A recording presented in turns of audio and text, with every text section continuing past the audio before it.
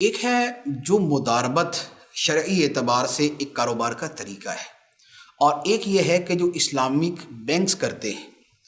دیکھیں، مداربہ جو ہے یہ تو شریعت نے بیان فرمایا ہے۔ مداربہ یہ ہوتا ہے کہ ایک بندے کے پیسے ہوتے ہیں اور دوسرا بندہ کام کرتا ہے۔ مثال کے طور پہ کسی آدمی کو میں 10 لاکھ روپیہ دے دوں کہ بھئی آپ اس سے کاروبار کریں۔ اب وہ اس سے کپڑا خرید کے بیچتا ہے یا اس سے کوئی اور شے خرید کے بیچتا ہے، تو اب کیا ہوگا کہ میں جو ہے اس کا کہلاتا ہوں رب المال، مال کا مالک، اور وہ جو بندہ کام کرنے والا ہے اسے کہا جاتا ہے مضارب، یعنی کہ مداربت پہ کام کرنے والا۔ ایک اعتبار سے مجھے سلیپنگ پارٹنر کہیں گے، اسے ورکنگ پارٹنر کہیں گے۔ تو یہ تو شریعت کے اندر جائز ہے۔ پھر اس کی شرائط ہیں، اس کی شرائط میں سے جیسے یہ ہے کہ جو نفع ہے وہ تو جو آپس میں طے کر لیں، مثلا طے کر لیا 50% میرا نفع 50% تمہارا ہوگا، ٹھیک۔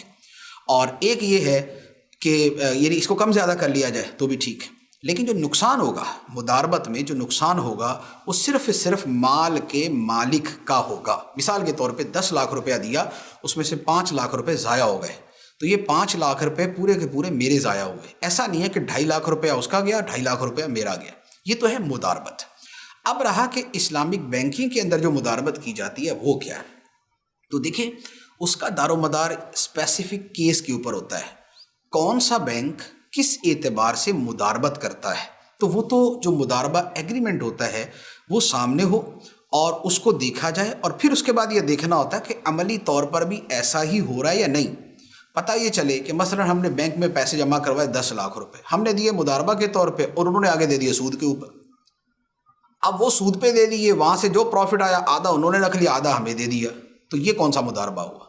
تو لہذا جو اسلامک بینکنگ والے کرتے ہیں وہ کیا کرتے ہیں، یہ اس پہ ڈیپینڈ کرتا ہے کہ ان کا طریقہ کار پتہ ہو۔ تو اگر میں اس کا جواز یا عدم جواز بیان کروں گا تو میں تبھی کر سکتا ہوں کہ جب میرے سامنے وہ چیز ہو۔